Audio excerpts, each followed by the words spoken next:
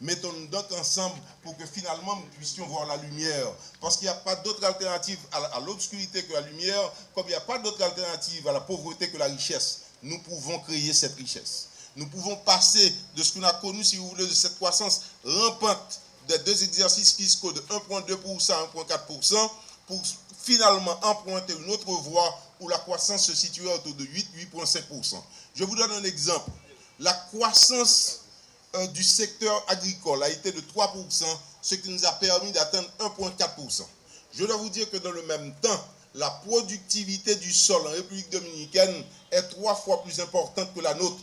S'il n'y a pas de raison, si vous voulez, scientifiques à cela, Haïti peut donc finalement prendre la route d'aider les paysans pour qu'ils produisent mieux, qu'il y ait par exemple des instruments aratoires, qu'il y ait des instruments mécaniques, que nous sortions pour que finalement de cet esclavage qui fait que l'on se retrouve avec nos ongles pour planter.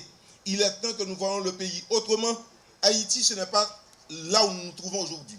Haïti, c'est le monde, l'hôpital que nous regardons. Haïti, c'est Cité Soleil. Haïti, c'est ce que nous avons connu à Jérémie, au Caille. Cessons de rêver pour comprendre que pour que nous puissions regarder notre pays avec fierté, il faut un autre pays, capable de produire, capable de faire que, comme l'a dit un roi je dirais du XIVe siècle en France, nous aurons réussi le pari quand dans chaque famille, bout dans la marmite, au moins un poulet.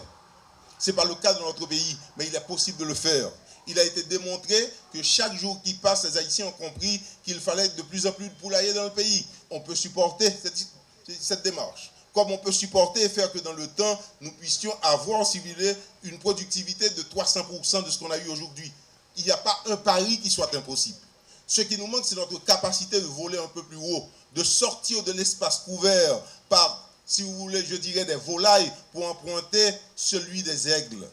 Haïti peut s'en sortir, il nous faut d'autres hommes, il faut des hommes avec du caractère, beaucoup de courage et qui comprennent la nécessité de faire autrement. Monsieur le ministre, l'heure est grave.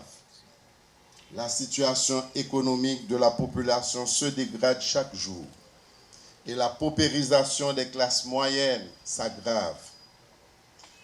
Le ministère qui vous est confié est appelé à jouer un rôle de premier plan dans la nouvelle politique économique qui sera implémentée incessamment par mon gouvernement et dont l'objectif principal est de gagner le pari de la croissance tel que souhaité et promis par le président de la République, Jovenel Moïse. Tout en poursuivant le processus de rationalisation des choix budgétaires, la refonte des procédures de préparation, de financement et d'exécution du budget, le ministère de l'Économie et des Finances doit porter une attention particulière à sa fonction de promotion économique et de support au développement des entreprises. Il doit aussi renforcer la coordination et la synergie entre les fonctions de budgétisation, de financement et de planification du développement et consolider les capacités institutionnelles dans la conception et la mise en œuvre des politiques publiques pour une croissance forte et durable. À l'occasion de l'investiture du gouvernement, le président a rappelé l'obligation de résultat pour restaurer la confiance du citoyen et souligner les qualités fondamentales à développer en tant qu'acteur majeur de l'action publique, à savoir efficacité, probité, responsabilité. Et si besoin en était, le président de la République a souligné à l'encre forte la nécessité pour tout acteur public de lutter contre le fléau de la corruption. Il n'est pas toujours possible de se soustraire à l'appel de servir son pays. Mais à cette étape de notre vie de peuple, les coups à prendre sont souvent plus évidents que les satisfactions à avoir.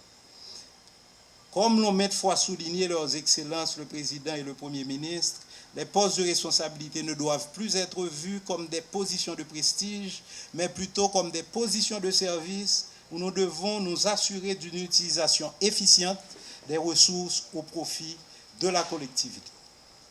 Excellences, Monsieur le Premier ministre, les défis qui nous attendent sont immenses, mais vous pouvez être assurés que mon énergie, mes compétences, mon expérience et mon cœur seront mises à contribution pour concrétiser la vision du chef de l'État et favoriser la mise en œuvre de votre programme de gouvernement. Nous n'avons d'autre alternative que de réussir notre mission pour la crédibilité du gouvernement et le bien-être de la population.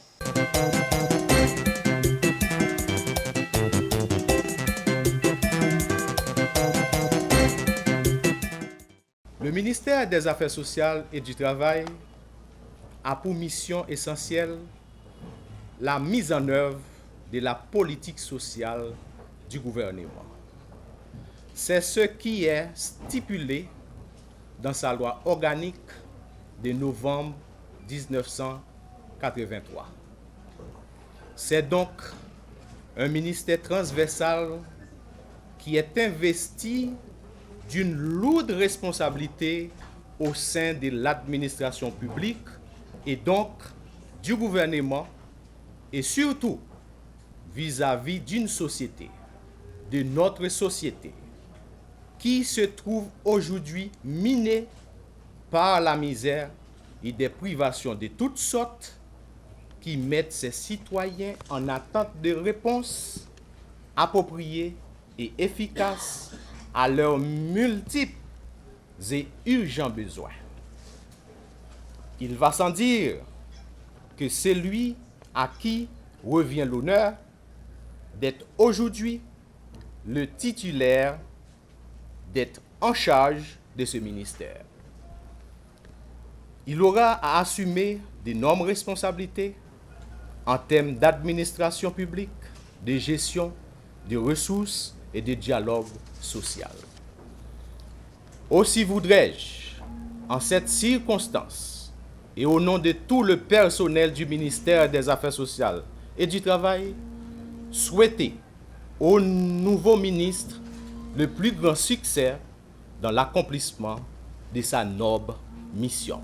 Mesdames et messieurs les officiels, mesdames et messieurs les agents et cadres du ministère, chers invités, il n'est pas toujours possible de se soustraire à l'appel à servir son pays, quoique souvent les difficultés sont plus grandes que les satisfactions.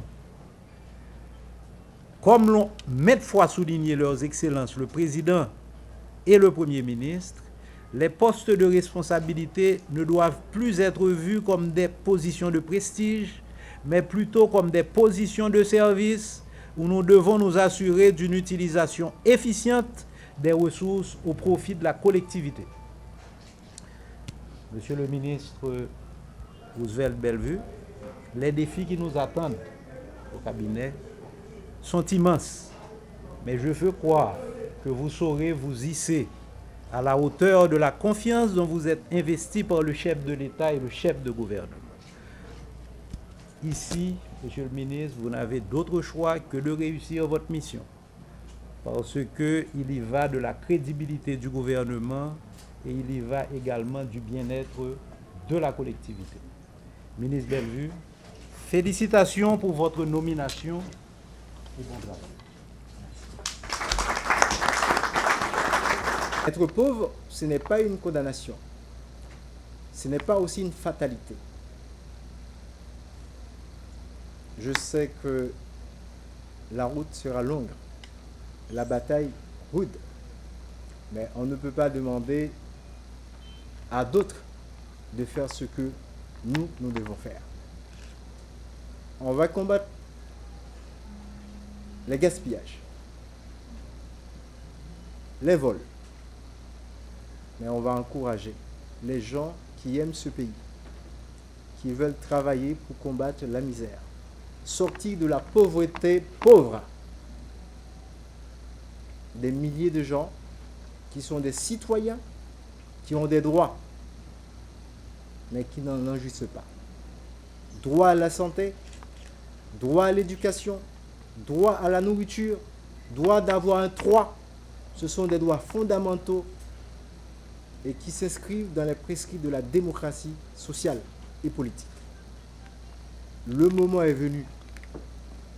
Il faut combattre les divisions, combattre les rancunes, pour que ensemble nous marchions la main dans la main afin d'édifier une autre société. Une société souveraine, digne, pour que Haïti renaisse de ses cendres, qu'il soit fier de son passé, qu'il construise un autre présent et qu'on laisse à la génération future. Donc, je suis prêt à travailler avec tout un chacun, sans appartenance politique aucune. Tendre la main à tous ceux qui peuvent créer du travail. Parce que le ministère des Affaires sociales, c'est le ministère des Affaires sociales et du travail. Je voudrais qu'on crée des emplois. Et toutes les discussions seront prises, envisagées.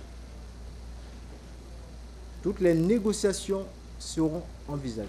Toutes les pistes seront exploitées. Ceux qui aiment mon pays sont mes amis et mes collaborateurs. J'aime mon pays et j'aime avoir autour de moi des gens qui aiment ce pays et qui veulent son développement.